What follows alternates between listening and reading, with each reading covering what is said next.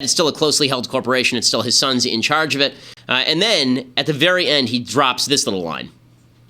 Buddy, so this is all, just so you understand, these papers, because I'm not sure that was explained properly, but these papers are all just a piece of the many, many companies that are being put into trust to be run by my two sons. And I hope at the end of 8 years, I'll come back and I'll say, oh, you did a good job.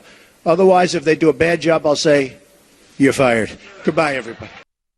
So that last line right there, he throws that off as a joke, that he's going to leave it there for 8 years, then he'll come back and take back over the business. Or he's going to pick it back up. Now, here is the problem with this little routine. Here is the big problem.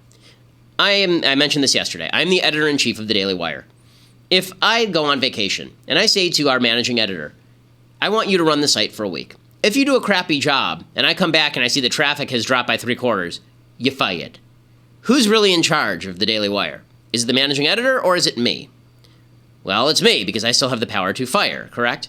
Beyond that, you assume that when Trump Inc. makes a big deal with some other corporation that Trump's going to know about it. So Trump says, I won't know anything that's going on. Don and Eric, they won't tell me what's going on.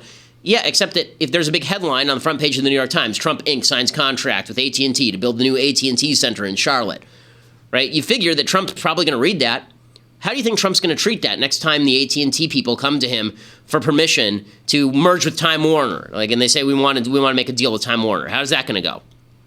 That's why this is it really is a sticky wicket. It's not easy to solve, but this is insufficient. And the Office of Government Ethics has said that it's a pretty insufficient policy. So listen, I hope that there's never any conflict. I hope that Trump operates this in the cleanest possible manner. I don't think that Trump is looking to personally enrich himself off of the presidency. He's a very rich man to begin with. I assume that after he's president, lots of people will want to buy his brand still. So, I don't think that that's what's going on. But if you want Trump to avoid the appearance of impropriety, this doesn't exactly work.